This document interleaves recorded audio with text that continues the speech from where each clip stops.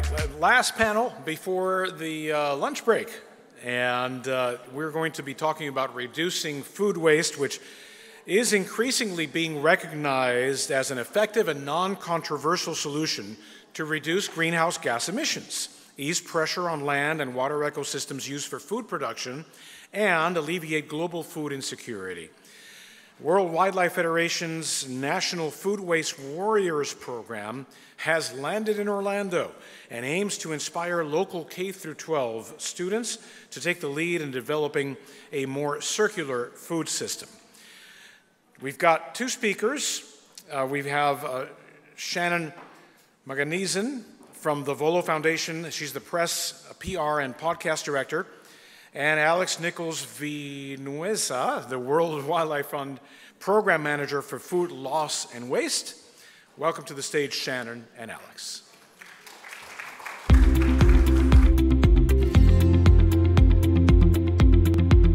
Hi, how is everybody? Are you hungry? We promise not to take too long and to give you some good tips when you go to lunch so that we can reduce our food waste. I'm Shannon Maganiezin. I host the VoLo's Climate Correction podcast. It's available anywhere you stream your shows. We also have a show in Spanish, and my co-host is here, Andrea. You can turn around and see her. Follow our shows, like, subscribe to them on Apple Podcasts or anywhere. I'm excited to present today Alex Nichols-Vinueza from World Wildlife Fund. He's the program manager of food waste, and he has some things to tell us. So my first question is about food waste. I recently learned that an estimated up to 40% of all food produced in the whole world goes to waste. And so World Wildlife Fund's data tells us that that's equivalent to an annual CO2 emissions of 42 coal-fired plants. It's a lot. So how is it happening? Can you tell us a little bit about it? Yeah. Thank you so much for being here. It's an honor. And I'll start out by saying that not many people know that food waste is such a critical solution to climate change, to reducing the impact of our food systems, and to addressing hunger in communities. So it's a pleasure to be here. Thank you. And another thing I'll start with is not many people know why World Wildlife Fund would work on food waste. So many people associate us with our work on wildlife and conservation. And so I think it's important to start with why we're working on it, which is if you look at the footprint of agriculture today, the footprint of food, it's roughly 40% of the non-frozen land mass. It uses roughly 70% of fresh water, drives 80% of deforestation. So it's pretty clear to see the link that impact has on the diversity of life on Earth.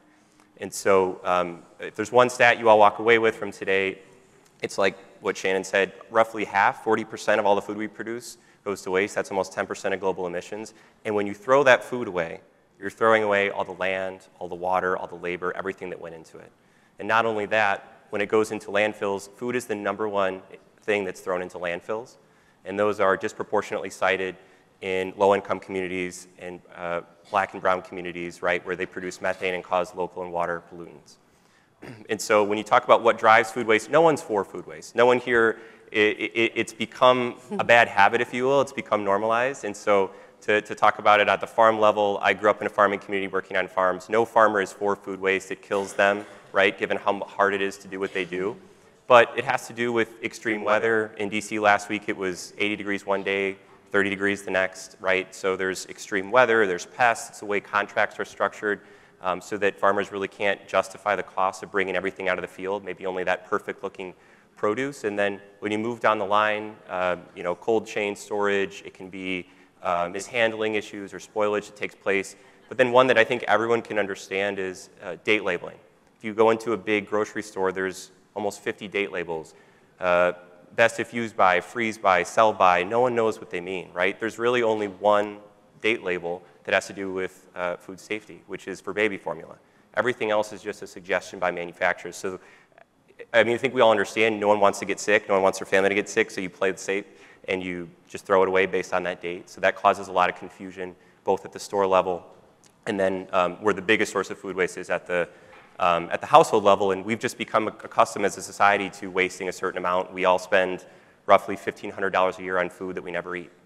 And so that's the status quo, and that's the normal we're trying to change, especially by working with youth. Alex, it's kind of amazing to me that there's almost half of food produced is wasted when we have food deserts. And so I didn't really know a lot about food deserts before speaking to you. Can you tell us how they exist here in America and how addressing those will also help the climate? Yeah, absolutely. It's one of the toughest things to swallow when you think about how much food is going to waste. And then here in Orlando, 1 in 5 children don't know where their meal is coming from.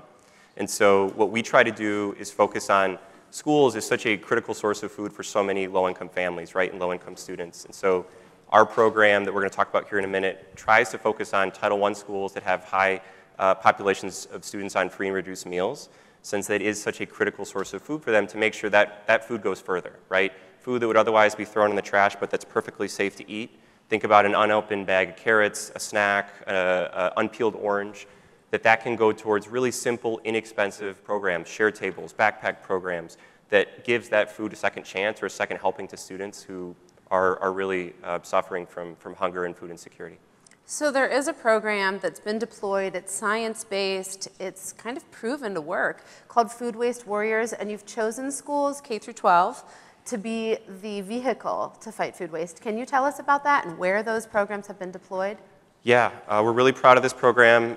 We really focus on turning cafeterias into classrooms and driving a really interactive curriculum where you're getting students out of the classroom and literally going into cafeterias and doing these basic food waste audits. That's kind of one of the foundational activities where they roll up their sleeves, get their hands dirty, all 5 senses, a truly visceral understanding of the issue where none of them want to see food waste again after they do it, but they get it, right? You see what's getting thrown away. And from there, we found just with those measurement activities in elementary schools, people want to jump in. They want to do something about it. And just that alone, without us being prescriptive and telling them what to do, leads to about 10% reduction in food waste. Now, the program's matured. We've done this in 250 schools, almost 30 states. We know what the solutions are, but it's much easier said than done. So thanks to partners like VoLo, we're able to go in and provide technical assistance and provide grants to a certain number of Title I schools to really help them put in those proven solutions and develop a program that's a whole school approach, right? I talked to John Martinez at Millennia Gardens yesterday. I had the chance to visit their program, and I love that approach where you're working with food service staff, you're working with janitorial staff, you're working with teachers and students. It's building that whole school approach so that it can last beyond the time that we're able to support them. And so how do schools, educators, parents, I know parents can be great advocates for these types of things, so how do we get involved? Yeah, so we have these toolkits and these lessons. They're in Spanish and English. They're free for anyone to use. So Google Food Waste Warriors, World Wildlife Fund. Anyone has a school that they care about in their community that they can bring this to. And then we're looking to partner with 5 to 7 schools in this area. So I've had some great conversations with Mi Familia Vota and some others about how can we bring this into specific schools here in Orlando and really start a movement. Really, again, reestablish a new normal where we aren't just taking food and throwing it into a hole in the ground where it doesn't return nutrients back into the food system, but we're helping to empower students to be a part of that change on such a non-controversial issue. So if you're interested, reach out to VoLo, reach out to me. We're going to be in the next month or so working to find who those 5 to 7 schools are to really start to build a movement here in the city. Thank you so much, Alex, and thank you, everybody. We will soon let you go eat.